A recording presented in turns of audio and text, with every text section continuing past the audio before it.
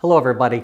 We're going to kind of move through the exclusive buyer's agency and the best practices that go along with this. So when you're doing this presentation, what this should look like.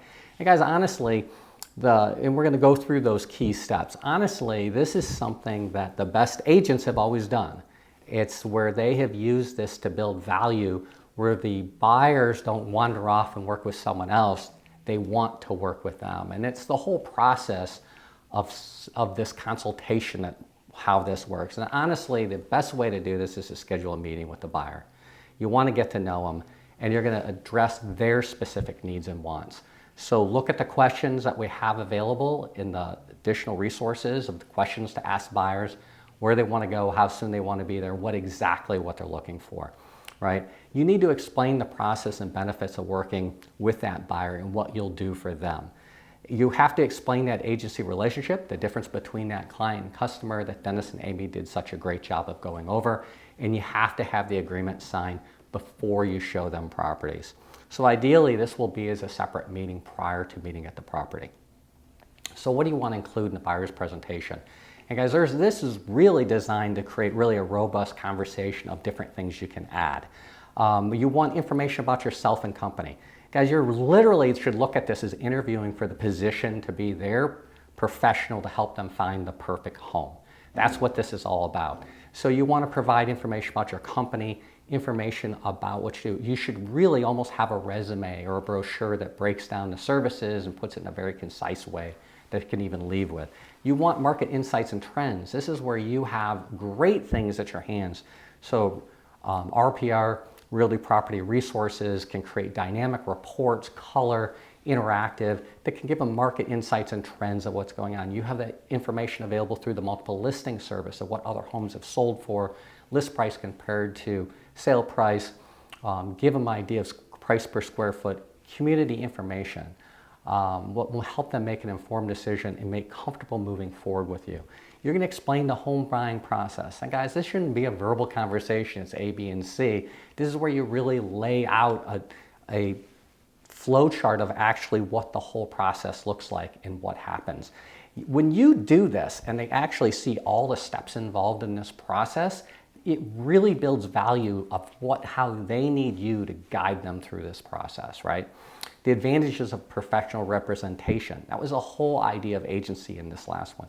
Your unique selling value proposition. What is your value proposition? And guys, I would spend a little time and figure that out. So people ask me all the time, and if you need to come with it, up what it is. So my value proposition always was to help people make good decisions so they could get what they want. It's always my interaction with agents, buyers, sellers, etc. Service and support, what you do for them as a buyer's agent. Think about the other things we do. Millions of dollars have been lost through wire fraud, how you can protect them from those things. The whole process, how it works. Explain the whole idea of confidentiality and advice. The power of working with just one agent. The power of working with you, their advocate, as opposed to working with just the lister. One of the most important things, honestly, is buyer testimonials. You have to have client testimonials. This is where your website, actually, we provide you with a marvelous website. I think a lot of agents only scratch the surface of what that's in there, but you can have interactive testimonials in there. Actually, the buyer process can be added in there. A lot of the information can reinforce what you tell them at this meeting, or they can even see an advice in advance prior to getting a meeting with you.